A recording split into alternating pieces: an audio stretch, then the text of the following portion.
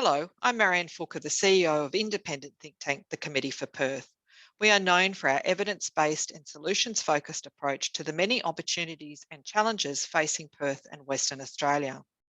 Almost a decade ago, the committee commissioned the Filling the Pool Gender Equality Research Project to understand why Perth's women were not getting ahead. With women making up 51% of the nation's population, fewer women in Perth and Western Australia held leadership positions. Quite simply, too few women were at the table discussing and shaping the future of the region. In 2015, after 173 interviews with some of the region's most powerful men and women, everything from graduates to board chairs, as well as those no longer working, the Filling the Pool Output Report was launched. The report contained all the essential facts about the barriers to increasing women's participation and progression in the workforce, and importantly detailed a roadmap of 31 interlocking recommendations for government, organisations and their predominantly male leaders, and for women themselves. A landmark report at the time, Filling the Pool remains a one-of-a-kind report, with no other study that we are aware of that is focused on a specific region and its local conditions. That said, I've personally presented its findings and recommendations over 100 times in all parts of the developed world because much of what is recommended can solve gender equality issues in other jurisdictions too. 7 years on, we asked lead researcher Dr. Terry Fitzsimmons from the Business School at the University of Queensland to provide an update on what has happened since the release of Filling the Pool. And he provided this update at our recent annual Chairman's Lunch. In the presentation that follows, Terry reflects on the latest data to give a contemporary view on the many issues hindering women's participation and progression in the workforce, and importantly outlines where to from here so that each of us can be change makers on this important social and economic issue. A copy of Filling the Pool report can be downloaded from the committee's website, where you can also access further research and other materials. So thank you for asking me to come and talk on the 7th anniversary of the Filling the Pool research report. And one of the things I wanted to say first off is I changed my quote at the bottom of my first slide, especially for this occasion, because it's very true. If we continue to do the same things over and over again and expect any kind of change in gender equality, we're not going to see it. So we need to have a bit of a rethink as a country about where we're going with all of this. So as Marianne mentioned, it's been quite some time, but the report issued 7 years ago, but the genesis of it's roughly 10 years ago when Marianne visited me in Brisbane to have a look at the possibility of doing a Western Australia-based study to address what's going on for women's progression, and particularly around the pay gap and other barriers for women over there. And was there something particularly specific to WA happening, or was there more of the same? And as we saw in the report, it was a lot more of the same. So the recommendations that Marianne showed before are still as valid today as they were in 2015, but perhaps more so. And it's been good in one sense that we've gone on to do quite a few more studies, some of which came directly out of the Filling the Pool report. And each of those studies have just validated those existing recommendations. They hold true, very true, today, just as much as they did in 2015. And I'm going to have a look at different elements of those recommendations, particularly around that left-hand side of what government can do. But when I say government, I think it's what we can all do. It's what society can do, particularly government, but I think it's to all of us.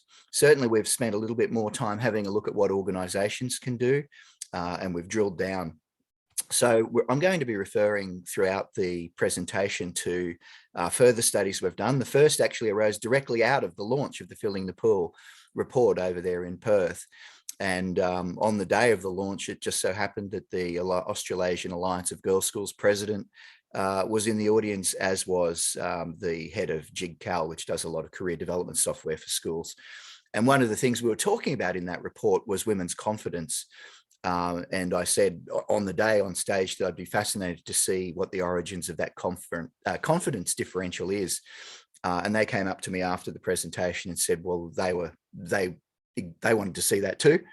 But also that the Australasian Alliance of Girls' Schools president felt that girls' schools, particularly girls' school graduates, are just as confident as the boys. And as it turns out, she was absolutely right. And that was the Hands Up for Gender Equality study, which I'll talk to a bit more. In terms of our recommendations in the workplace, we were able to do a further study with the Workplace Gender Equality Agency, looking at the 120 employers of choice to look at exactly what it is that they're doing. And of course, it turned out that the recommendations that we put forward are what they are doing. So I'll go into greater detail there.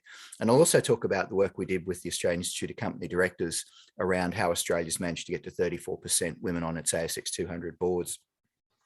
So before we get started, I was going to say before we kick off, which is kind of why I put that picture there, I want to go through some current statistics.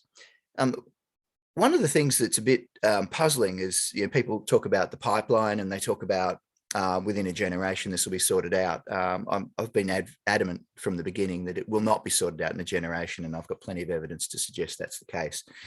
One of the key stats, of course, is that women represent 59.5% of our degree qualified work entrants, and women have exceeded male graduates since 1985. That's 2 generations ago, but we're certainly not seeing 60% of our CEOs being women. Australian female graduates right now, same age, same experience, same qualifications, earn 4.8% less than men on graduation. And the number of CEOs of ASX 200 is actually going backwards at the moment. So it did rise from 4 to 13 between 2002 and 2017, but it's back down to 10 now as of February this year. So hopefully it doesn't go any further lower. Another interesting stat too, it's only 14% of our direct quotes in the Australian Financial Review are from women. And that's the lowest for any news publication in Australia. So even the voice of women in business is not being heard by our financial press. Another worrying statistic, and this is about the pipeline, particularly about the pipeline, and I'll expand on this later, but women only occupy 14% of line roles, that is profit center roles, at the executive level in the ASX 300. And I'll explain why that's critical in terms of the discussion around women becoming CEOs in our ASX companies. And particularly important for Australia, given our emphasis on construction, mining, energy, is that only 14.8% of our engineering graduates are women. And again, this is down from 2001, where it was at 17.1%. And only 2/3 of those graduates actually go on to undertake operational roles. So they're all worrying statistics. So what has changed since 2015? Well, a couple of things have. So there have been some positives.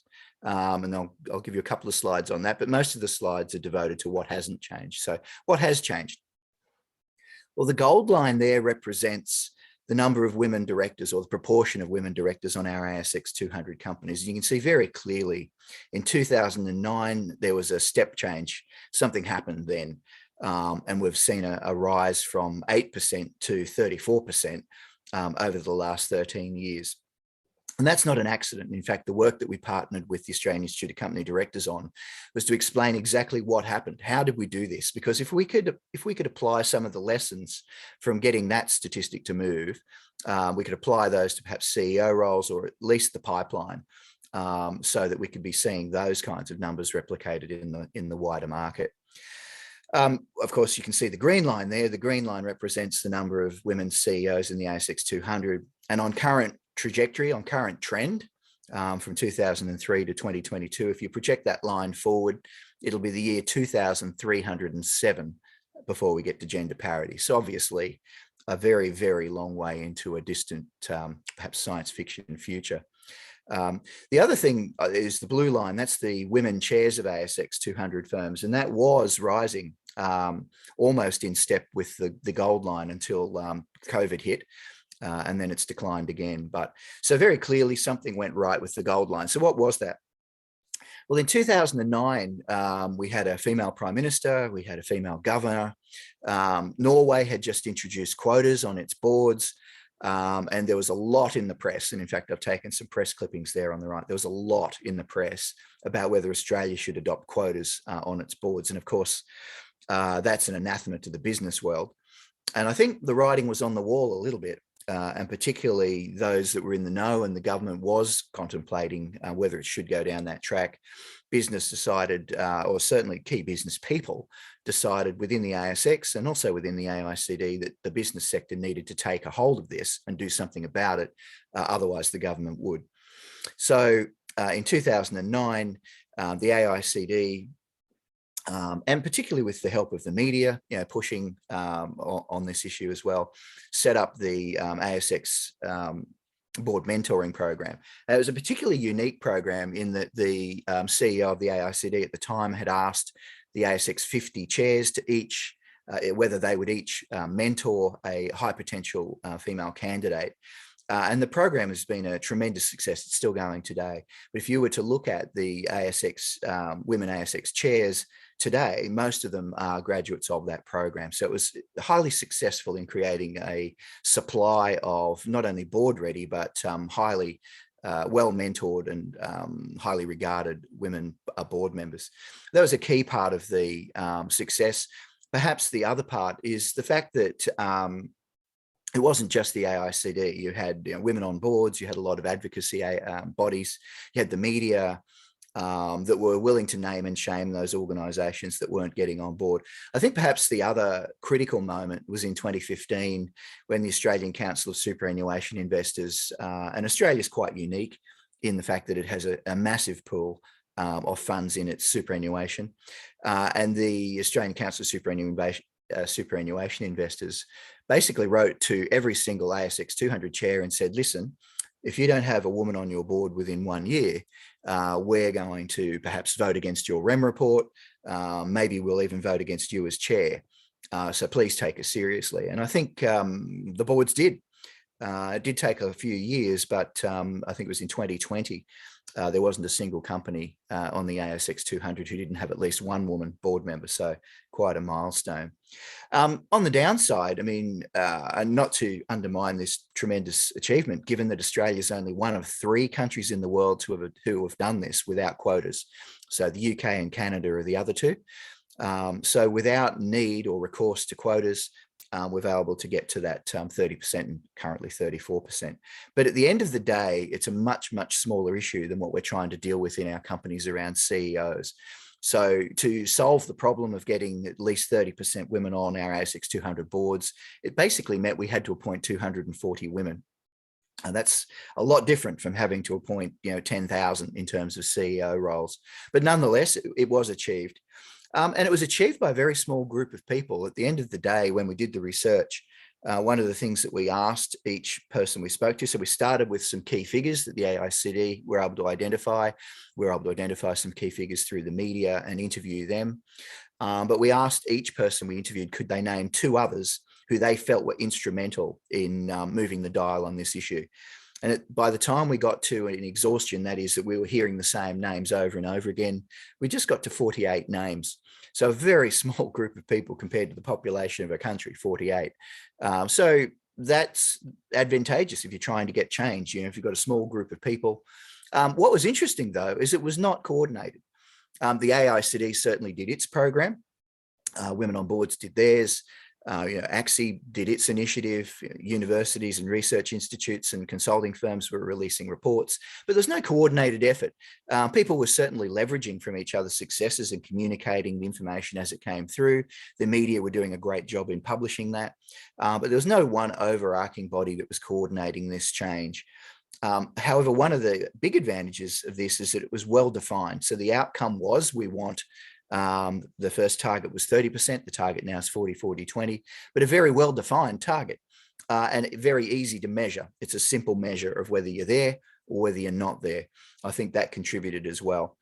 There were some very well-regarded, highly regarded individuals who were promoting this. And as the numbers began to climb, it gave research institutions, and consulting firms such as McKinsey and Goldman Sachs, the ability to measure what the outcomes were around these changes. So the early data was certainly showing an uptick And there was a lot of, I think between 2008 and 2016, there were multiple reports showing the benefit to overall GDP of women's participation in the workforce, but also women's participation in leadership roles. But one of the, I think the chestnuts was, is this a correlation or is this causation? And I think probably the seminal report on that, and certainly a groundbreaking report, was Bankwest Curtin's 2020 report, and research, which clearly showed that women in executive roles, a higher proportion of women, leads to a greater profit in a company. So there's a direct causation between women in senior leadership roles and profitability. So I think those are all strategies and things that drove the change. In the broader economy, we are seeing more women in middle management, even senior management roles progressing. So that rate of change has been 6% over the last 7 years. I don't know that we will see parity in 20 years if you project that forward. It's certainly not until we see a greater increase in workforce participation, and particularly full-time participation. The data around what WGEA calls the key management personnel, that is the one they have in that pyramid there below CEO, is a little bit misleading because that statistic is not CEO -1. So it's not people who report directly to the CEO. That number is actually quite a lot smaller. So I think there are still barriers for women progressing into that CEO -1 area, particularly in operational roles, which I'll talk about a bit more. But obviously you can see again that the rate of change in the top level there in the CEO roles is a lot smaller in terms of its rate of progression than those below it. So even in the broader economy, it'll be the year 21, 24 before we see gender parity in the broader economy. So there's definitely something happening there. And I think chief executive women have done a great job. They've, in the recent years, began publishing reports on the number of women in what they call executive leadership team roles, or particularly line roles, so COO roles and group executives. And along with the CFO role, these are where 98% of our CEOs come from. So from operational roles, and the CFO role account for 98% of CEO appointments. So you can see there, I've circled those two statistics. On the left, the line roles held by women. In our ASX 200, it's only 14%. And on the right there in the ASX 200, the CFO roles is only 20%. So if the pool of candidates for CEO is hovering between 14 and 20%, we have a problem. So the problem is we need to address that pool. We need to get more women into operational roles if we're going to see it not be the year 2307 before we get parity in CEO roles. But it's great to see these kinds of statistics coming out regularly now to shine a light on where we need to put our attention. So what hasn't changed? Well, certainly the makeup of our industries is very steady, and it's not changing at all. You know, we measure in Australia, we have 19 industry groups that we measure by. Only 7 have a 40-40-20 split of men and women. That means 12 out of 19 of our industry groups are gender imbalanced. And when women are concentrated in the healthcare and social assistance, education and training sectors, which tend to be on average less well paid. And men tend to be represented in construction, trades, energy and mining and others, but tend to be in the better paid sectors. So we don't not only have an imbalance in gender, we have an imbalance in pay within those sectors as well. And that gender segregation of our economy has been steady for 50 years. There's also an occupational gender segregation which remains steady. And it's one that often doesn't get much attention. And that is that women tend to predominate in indoor roles, in clerical and administrative, community and personal service, sales.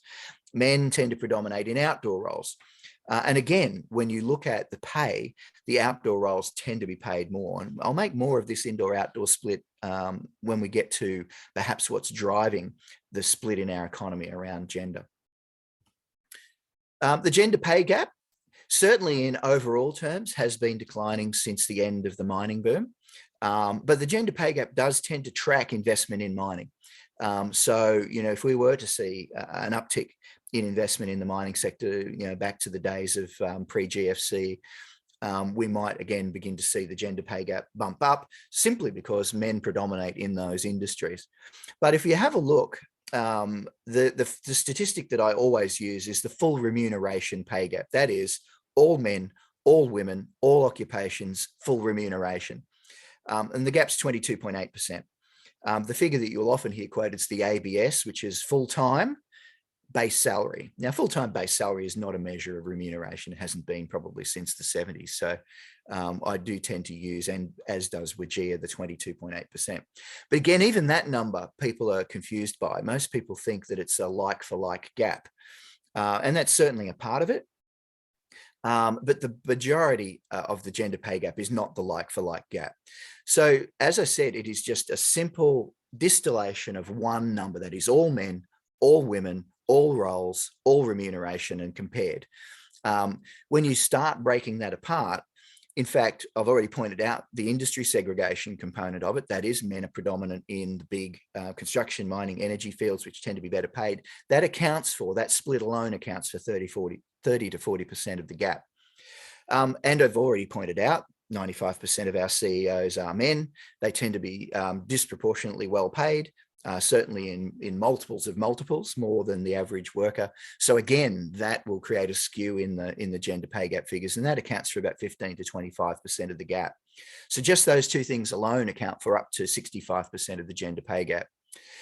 Position within bands, so in government roles particularly, universities and certainly larger organisations, we will have positions, but then there will be pay increments for service within those positions over many years. Men tend to be in the top of those bands and women at the lower end of those bands, and that's because of continuity of service. Men have less interruptions to career and are likely to be at the top of that band. It's only the bottom bit that is the like-for-like gap. And even that like-for-like gap has two components. So one is the economy-wide gap of like-for-like, that is women doing a similar role in one industry compared to a role within another. And at present, our wage fixing system and our Fair Work Commission isn't allowed to consider like-for-like between different industry sectors. It can only consider gaps within an industry sector. So why has the gender pay gap gone down? I think a large proportion of it, and WGEA's data backs this up, is that organisations have attacked their internal gaps and dealt with them quite well. That is, they've identified like-for-like gaps within their own organisation and addressed these, such that most organisations probably have about 3% or less gap in like-for-like roles within their organisations. However, that doesn't account for the gaps in similar roles, but across industries. So that's actually made up of four different things of which organisations don't have control over. So the economy-wide gap, position within band, level within hierarchy, and industry segregation are all issues that really we can only address as a society. The division of domestic labour has remained the same for 50 years. That is, women tend to do 2/3 of all domestic labour within a home, including childcare, even where both spouses work full time.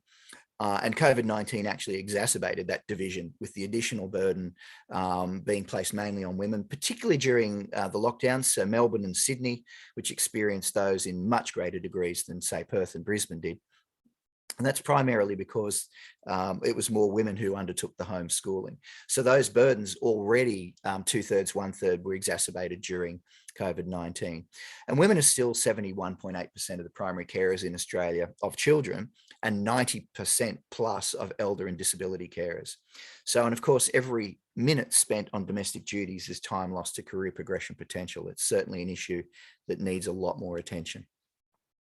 Employment type by gender. Again, on the left, there's probably the critical two statistics. Men are 67% of those employed in the workforce are employed full-time, whereas only 41% of females are full-time. And this really caused a double whammy during COVID, in that in the first lockdown, so the national lockdown, most of the roles that were lost when organisations had to shut their doors, even albeit temporarily, most people that were let go were in the casual roles or the part-time roles. And because women predominate in those roles, there was a greater majority of women who lost their jobs in the first part of the pandemic. To add insult to injury, though, JobKeeper was only available to those casuals who'd been employed for more than 12 months. So even when people were coming back to the workforce, women were looking for roles coming back to the workforce, they weren't eligible for JobKeeper. So again, a double whammy. We've heard in recent weeks in Perth about the Enough is Enough report. Again, that mirrors the fact that women are far more likely to experience both sexual violence, so 4 times more likely than men to experience sexual violence, and 2.5 times more likely to suffer domestic violence. And I think quite telling in terms of attitudes towards it, men are 4 times less likely to seek advice or support after experiencing sexual violence. So there's a stigma attached to this where men aren't going to report. And I think probably the other thing that's important, and the Enough is Enough report highlights this, is that I think it's probably the tip of the iceberg. There's so much of this goes unreported or uninvestigated and slips through these statistics. So these statistics are actually based on police reports. How much goes unreported, we just don't know. And the same in the Enough is Enough report. We just don't know the statistics, and we really do need mechanisms to find that out. So overall, Australia's not doing very well at all. We've dropped, in terms of our relative place to other countries in the world, we've dropped 35 places. We were ranked 15th in the world on gender equality metrics. We're now 50th in the world and declining. So is it that we're declining, or are other countries doing better? It's probably a case that other countries are doing better than we are, that they're addressing these issues where we're just letting this slide by and by and by. And I think if you have a look at our sister country, New Zealand, that's number 4 in the world, there really is no excuse. It's not like we're a different kind of culture to New Zealand. And those metrics are made up of 4 statistics. We do very well, obviously, in education. I pointed that out before. We're number 1 in the world for educational attainment. Obviously, 60% of our graduates are women. We also do very well on health outcomes. Where we do very badly is on economic participation and representation politically. That may shift after the last election, so we'll see that in the statistics, but by and large, we're not doing well. So the question is, what's going on? If we're going to break this cycle, what can we do about it? And I always refer to a study that shocked me. In fact, there were 2. There's the Westpac Kids and Money report and the Heritage Bank Guide to Pocket Money report that really puts a very strong light on what's actually going on in this country. So I'd like to play that for you. Did you know girls receive 27% less pocket money than boys? That makes me feel angry, because there's no excuse for that. That's horrific. Really? Didn't know that. That's so sexist. I don't understand that. How is that possible? Horrified, and it's not happening in my house. It tells us that it's a systemic problem that's not got a quick fix. Maybe it's setting an expectation with women, that's just how it is. Even if we can't change things in society, at least we can start with our own children.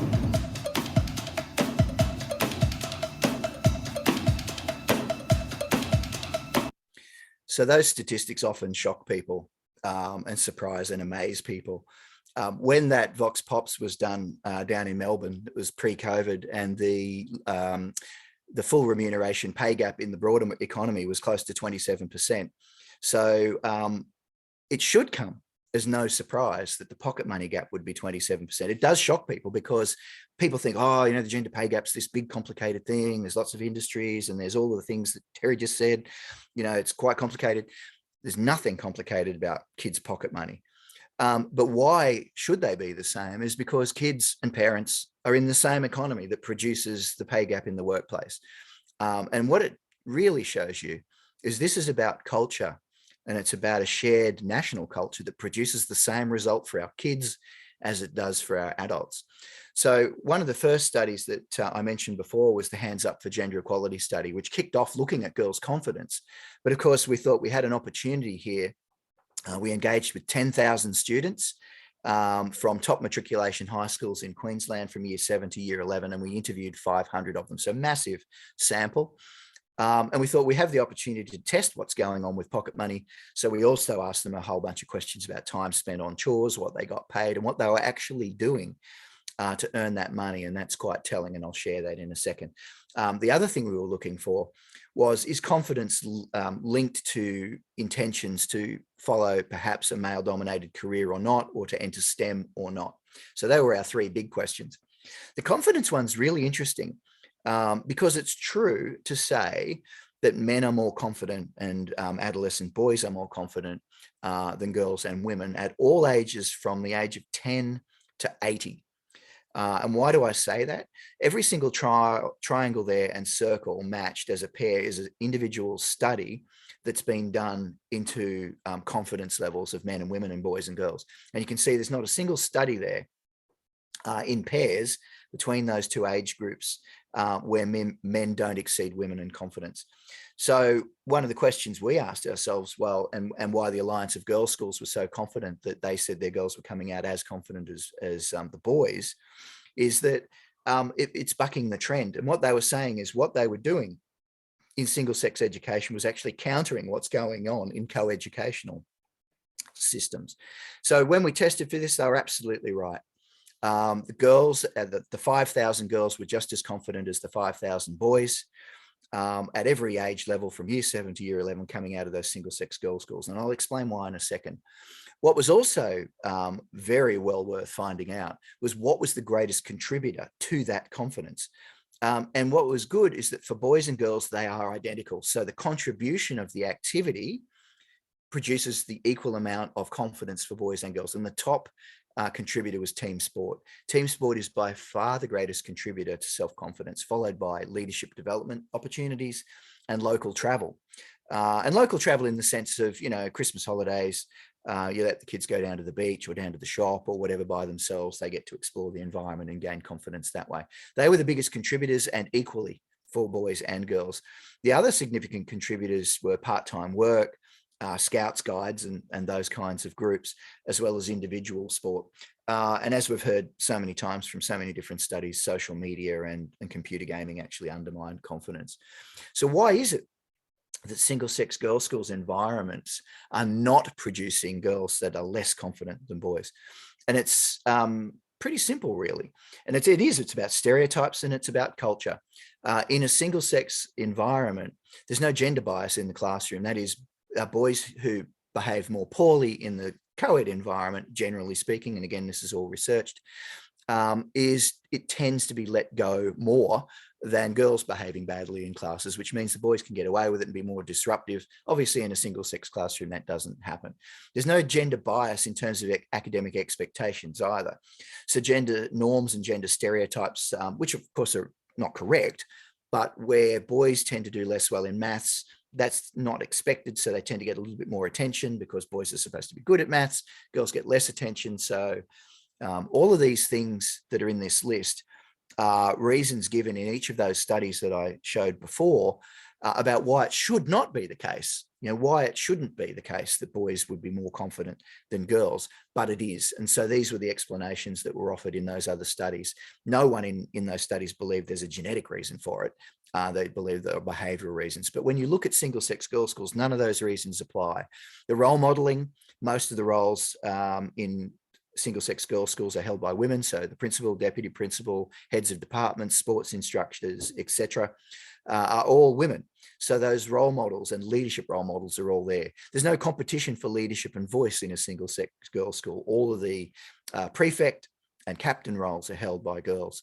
And perhaps probably the most important for Australia, and there's some great research done by Australian researchers in sports, is that it's well known in co-ed environments that girls opt out of team sport a lot earlier than boys do. And I've just said, if it's the biggest contributor to confidence, then we really need to be paying attention to why girls are opting out. And previous research has shown that the girls, because they're going through changes in puberty and are relatively more embarrassed about that than boys are, and boys don't show restraint in pointing that out, girls would take fewer opportunities to show that. And one of those is by not doing sport, not getting into sporting attire, etc. So, but again, in a single-sex girls' school environment, there's no boys to wahoo and point these things out. And so girls tend to stay in team sports longer in single-sex environments. So you can see all of those things are not happening in girls' schools. That doesn't help us in co-ed workforce, of course. So I'm not saying that we should adopt that, but there's certainly some very clear lessons about confidence coming out of that study around single-sex environments, and perhaps what we should be looking at, maybe single-sex classrooms in our schools. I don't know the answer, but we're not asking the questions, are we? We should be. Now, the pocket money, this one's the interesting bit. When we looked at the breakup in our data, we found that the boys were doing the outdoor chores, the girls were doing the indoor chores, the girls were spending longer on the indoor chores, but being paid less.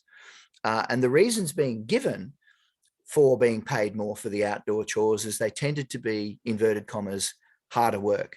And washing the car, mowing the lawn, the boys came back in hot and sweaty, so they got paid more. Simple as that. Quite strange, but true. The other thing, and this wasn't part of the study, but because of the ethical reasons, we have to talk to each of the principals, we have to go through the ethical process, which means we visit each of the schools before we undertake the study. It became very clear in Brisbane when we started this, but then when we looked at Google Maps for every capital city, that the boys' schools, particularly the top boys' schools, occupy 1.5 times more physical space per student than the girls' schools do. And particularly telling is that the boys' schools have 3 times the amount of green space, outdoor play space. And it's true in every capital city. That means boys are expected to be outdoors and they are expected to go out and play, and girls are not. So these things might sound trite around chores, around playtime, but what signals do kids have around what it is that they're supposed to be doing in life and what's expected of them? You know, if they're seeing a parental division of labor that goes back 50 years, if they're being paid differentially for their work, if they're expected to do different things at playtime, where are they getting messages about gender equality on top of all of that? They're probably not. So, and again, the last thing we looked at there was, okay, so are these elite schools with girls that are just as confident as boys producing any kind of change around careers or industry choice? And the answer is no, they're not. So what's informing career choice for girls in single-sex girls' schools is the same for girls in co-ed environments, and that is stereotypes in society. So when we measured the 10,000 students and had a look, the boys' choices and the girls' choices were different, except for the top choice, which is great. In both environments, they both wanted to be the manager of their own company. But below that, you can see the boys, you know, they're designing and building robots, they're doing laser machines, they're testing engines. That's what they want to do, the things that interest them. But for the girls, it's about helping others and caring. And again, very gendered. I've given, that's just the year 11 picture, but the year 7 picture was identical to that. It didn't change. They were making these decisions around career choice, occupational choice, well before they got into high school, probably in primary school. We don't know. We need to do more research in infants and primary to figure out exactly when that's happening. So what it means is when you map these choices over our existing 19 industry groups by gender, we're producing the same thing. These are our year 7 kids now. So when we talk about generational change, there will not be generational change in this generation because their interests are mapping onto existing industry gender segregation. The next study that we did was looking at the employers of choice. And I was saying why I was really happy that our recommendations in filling the pool were validated. They were validated by this study. So the Workplace Gender Equality Agency invited us to look at their 120 employers of choice. It's a very, very rigorous process to get that citation. There's a lot of data got to be collected and a lot of interviews with the CEOs, policies, etc. But it means they collect a tremendous amount of data about those organisations. We were able to look at 5 years worth of data from those 120 organisations to see exactly what they were doing. In short, those organisations were actually following the recommendations in our report, of course, not deliberately, but that they were doing the things that we had recommended. And those employers of choice had rapidly shrinking pay gaps, greater numbers of women in senior roles, greater numbers of women overall, and certainly greater rates of progression in those firms than is the industry norm. What were they doing? Well, again, broadly, it's four things. One is they were always led by a CEO who understood the issue and was driving the issue. That also, part of that was their inclusion. So they had a culture of inclusion. So just because the CEO was driving this, they were facilitating the drive. You know, they didn't have all of the answers, but they were including everyone in the organization in uncovering those, the answers to those problems, including people in policy setting, testing settings, implementing things. And if they worked, great. But if they didn't, they would go back to the drawing board with their organizations and they would say, what did we miss? Why isn't this working? Why aren't we getting the results? The second thing is, and I think it's critical, is they measured everything. They were systemic. They were looking at what were causing the problems and addressing each area specifically. So they had huge numbers of metrics, but then matched with oversight and accountability for results. So it wasn't just a matter of measuring everything. It was a matter of saying we have goals for each measure, and we also need to make sure if we're living up to those goals. If we're not, what more can we do about that? But holding people accountable for the outcomes. And something that was very interesting in the interviews with the CEOs was there were many of the employers of choice who started off thinking, look, we'll do all of this, we'll have it nailed within 3 to 5 years, and then we'll get on to the next thing. There wasn't one of them who were able to get the significant changes that they thought were possible in that amount of time. It meant they had to be reflexive, they had to take a long-term view, and they had to be continuously learning and going back and testing all of these things. They were getting there, but it took a lot longer. It was more of a marathon than a sprint. And of course, taking a step back and looking at this in whole, they were engaged in a strategy, a true strategy, holistically looking at every element of the organization. They weren't doing this initiative or that initiative or picking and choosing what they were doing. It was whole of organization, and it was completely inclusive of everyone in the organization. So I think the results of this came out just as COVID hit. So we were launching this report, I think it was the week before national lockdown. But one of the things you can clearly see, and now it's a no-brainer with hybrid working, but over here on the left, there's a diagram, and that dark blue circle represents the employer of choice proportion of women in full-time roles versus non-employer of choice in full-time roles. And you can see that they had far more women in full-time roles. Why was that possible? Because they'd engaged in hybrid working. They had genuine flexibility. That is flexibility over when, where, and how work is to be conducted. Now, of course, we all know in terms of operational roles and frontline roles, they can't be completely flexible. They can be more flexible, but not completely flexible. But for those roles that could be, these employers of choice had gone to hybrid working before COVID. They were very generous with their childcare assistance. Either the larger organisations were providing in-house childcare, or the smaller, the SMEs, were providing assistance in obtaining childcare positions and places. They were very generous and flexible with their parental leave, and they had very, very good ways of attacking bias and discrimination. So all of those things were hallmarks of those employers of choice. So I guess with all of that data, it brings us to the big question. We've been having this conversation, since suffrage really, right? So 120 years, but certainly as a modern conception since the early 70s. And we keep having this conversation. And I think if we don't want to be having this conversation a generation from now, we need to be looking not at the symptoms, but at the causes. And one of the things that struck me, and I was looking at the work that's being done in Victoria, and they've made some big steps, and they're probably leading this at a state level through their gender equality initiatives. But when you look at the definition of what they believe gender equality is, I don't think they've got it right. It's a great definition, right? So, gender equality is when people of all genders have equal rights, responsibilities, and opportunities. But I think if you have a look at the UN definition, it's a different definition, and it probably will produce a different outcome. So when you look at it, they're saying it's the process of being fair to men and women, boys and girls, but importantly, the equality of outcomes and results. And at the end of the day, that's what we're after here, outcomes and results, not opportunities, but real change, real difference.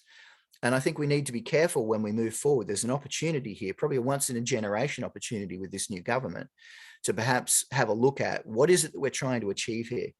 And that's on the left there, I've put a whole bunch. What do we actually mean by gender equality when it comes to outputs and outcomes? Now, I'm not necessarily backing any of these things in or not backing them in, but these are all questions we need to ask going forward. What do we actually mean by outcomes and results? Is it an equality of cabinet positions? Is it an equality of elected reps? In the economy, is it equality of ownership, employment, leadership, governance? Have a look at all of those different things. We need to be clear. And if I cast your mind back to the women on ASX 200 boards, we had a very clear outcome and a very clear definition of what we meant by that outcome. I think if we don't agree, then it undermines our efforts.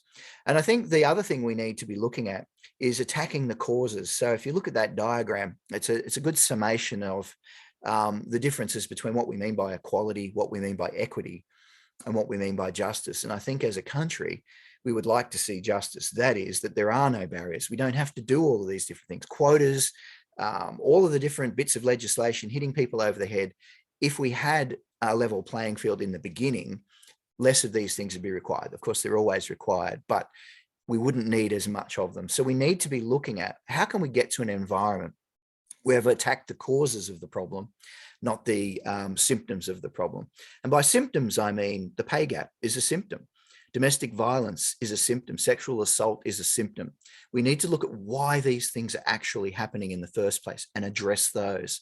It's not to say we don't need to allocate funds and legislation for the latter, but until we look at the former, that is the causality, we're going to have these conversations for generations to come. So I think it's time for a national strategy, both state and federal, but also industry, academics, everyone coming together who has something to share in this space have to come together and have a look at, if we're going to short circuit intergenerational gender disparity, we have to attack the root cause. That is, if we're paying our kids differently, if we're treating our kids differently, if we're sending messages to our kids that are different by gender, we're going to continue to get the same outcomes. So we need to address all of those things through the media, through our schooling, through our parenting. And there's very few people having those conversations right now. All of the conversations are around childcare. They're around pay gaps. They're around domestic violence and sexual violence. And so they should be, because they're endemic and they are problematic. But we will continue to have those conversations until we address the cause. Thank you.